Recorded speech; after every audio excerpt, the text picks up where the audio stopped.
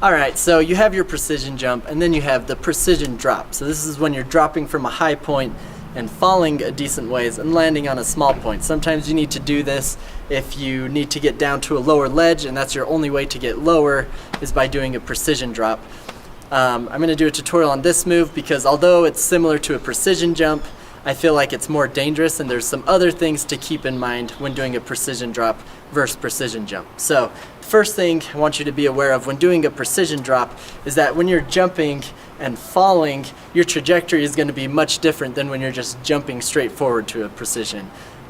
Generally, flat ground precisions, you can just aim it and just do your jump as far as you can, what you know your distance jump is. But with a precision drop, you can't just jump to the point where you think you normally can jump to. You have to keep in mind all the physics of falling. So if you jump to the normal distance that you think you would need to, but it's actually a lot lower down, you're going to fly over that obstacle and not even land on it.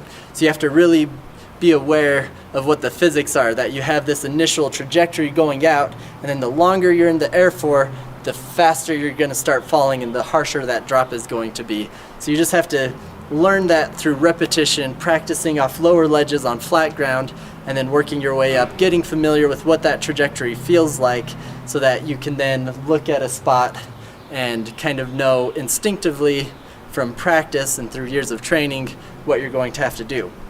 Now, the other thing I want to talk about when doing a precision drop is how to do it safely, because even if you know how to get to it, sometimes you're still slightly off, and if you don't know how to recover properly, precision drops can get pretty dangerous. So the main thing you want to keep in mind is that when you're jumping to it, you always want to try to lead with your feet out and slightly in front of you.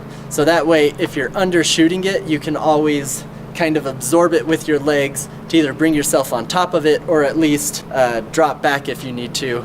You also want to recognize the impact is going to be different. Instead of hitting it just straight on, you're going to have a lot of downward momentum and still have forward momentum. So if you don't hit it right, it will be easy to clip off or slip off. So you still want to just make sure you're hitting at the right angle with your legs and body, not straight up and down, at a slight angle to predict that forward momentum so that when you hit the wall, you can stop your momentum and stick it on the wall. If you're not planning on sticking it and just want to pounce off of it again, then you can over jump it a little bit and just hit it enough to jump again and keep going. But those are the main things to keep in mind to do it safely. Once again, it's one of those things that just comes with practice, where it becomes instinctive and intuitive to your depth perception and the way you do it. So hope you guys enjoyed this little tutorial. Remember to be safe practicing it, and stay tuned for more wall drop and building drop tutorials coming soon.